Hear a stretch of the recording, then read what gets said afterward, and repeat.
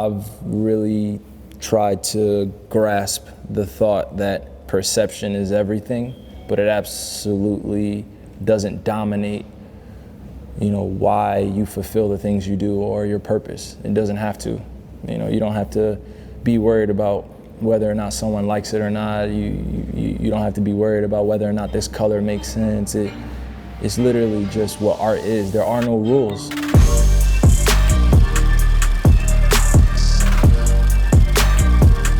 When I'm designing a shoe, all I'm thinking about is just creating a canvas, man. That's it. Storytelling could happen at any moment. So, it's even the smaller details of the tongue or the shoelaces or the strap or even the bottom of the shoe. Obviously the heel, the heeler's hand in the back. Most of my shoes all have storytelling components that are free, because when I'm thinking about it, all I'm thinking about is if the back of the shoe could exist on its own, the rest of the shoe could be black. And the back of the shoe, this one part could be a different holographic color or have a message behind it, or you could put words in it, or you could change it a whole different color. It could be Vault green, it could be highlighter green, it could be all these different things, the shoelaces. The whole shoe could just be a base and you had this one thing to play around with. Would the shoe still stand out? We want to have an image or a shoe that is a still shoe on the shelf, but when you as a consumer or a person interact with it, it starts to shift on its own. And we feel like Kyrie's game reflects that. Like when he's on the court, he's very shifty and you can't anticipate where he's going next. And we want his product to feel and look that way, where it's moving without even moving. Having the graphic be a shift, an element of shift, where it's one image, one angle, and another image, another angle. And that's just kind of like his game, where it's just always shifty as opposed to being a static thing. With this one in particular, the graphic behind the eyes is a snapshot of a city, and that city is Miami. If you ever get a chance to look up close, there's color palettes within that image that we took and I dropped onto the actual shoe. So this colorway is inspired by the art wall, but also the color palette from the image placed in the hologram. In the past, we've had Kyrie 4 and 5, even the 3, and before that, just a slew of collaborators to kind of help us feel the line. And whether it's from Taco to Rocket to Friends and SpongeBob and so on, it helped the journey of the product line. So with this one, he wanted to feel the line to feel more like just no features, like a J. Cole album or a Nas Illmatic. And let's just get all the collabs out the way in the 5, and with the 6, start clean and just focus on our story and our narratives. This was the process of getting to this point of just designing just with a purpose and fulfilling something that was meaningful since I was a kid. The 5, we had so many different collaborations. The 4, so many different collaborations. The 3, so many different stories.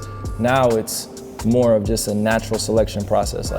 What's gonna be dope because it means something just on the inside of me, and then let's put it out to the world. That's what art means to me at this point. He said last year in the Kyrie 5, something about his white pair with the white lining, it had a very distinct feel to it compared to his black pair with the black lining. And so when we didn't know what he was talking about until we dug a little deeper. And after researching the difference between black lining and white, we saw some evidence that there were differences. And that was something that we didn't even know from from a product creation standpoint until he pointed it out from just wearing on the court. Yo, something about the white one feels different than the black one. Let's look into that. And after investigating, I'm whoa, he was right. There's something different about the white than black. So that's the kind of, from a perspective him knowing shoes, he really is in tune with what goes on from a build of a shoe perspective. We asked him from the 5 to the 6, what's the one thing that he wanted to change from a look standpoint? And that thing was the 5 had a really good higher toe spring, and what that means it's good for transition. But aesthetically, he wanted to bring something from the 90s back into a modern day era. And so the stance of the shoe, he wanted to drop the toe spring lower so he has better court feel, but also the look of it feels a little more OG. The strap was brought back because, I asked him hey, having the Kyrie 5 in his hand, if he can identify an area for support, where would he like to have it? and he got his hand, just like placed it right here. It's like, this is where I want support. And so it was easily identified that midfoot is where he wants his lockdown to be placed. So we looked at that, we placed the strap here, going from medial to lateral for good adjustment and also just good lockdown. We want to maintain like proper ankle support for him and also keep that look of the 90s where it's in the mid-cut area. He likes that feel. And also just the foam package, revisiting some of his earlier years in high school, he wore the AJ2 and he liked the way that sensation of foam padding on his ankle. So we dissected the AJ2, investigated what the foam collar was like, and took some learnings and made those changes to the Kyrie 6. You know, you have this strap where it's evolved since the Kyrie 2. You know, you have this back symbolized piece of a healer's hand. You know, I had the all-seeing eye last year. You know, and the symbols that hold power and hold truth, but this right here is for the healer. Man, like we all need healing at one point or another. We've all seen a lot.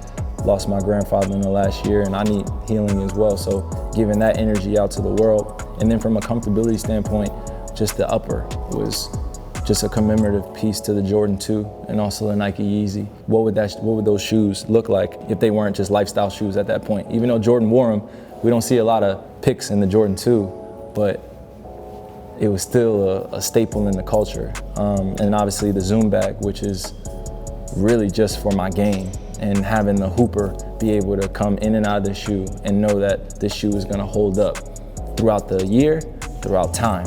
So making a timeless piece. You know, people always say like, I wanna make a timeless album, I wanna make a timeless art piece. This for me is timeless, so. Let's call out first off that it comes out 11/11. That's, you know, very, very special numbers in numerology, but also in terms of the awakening of just the inner self. I took a lot of time to really sit with this shoe, and even before it was finished, I said this is gonna be like the best shoe yet since you know, I've been a signature athlete. It's just, this is literally the process written into a shoe.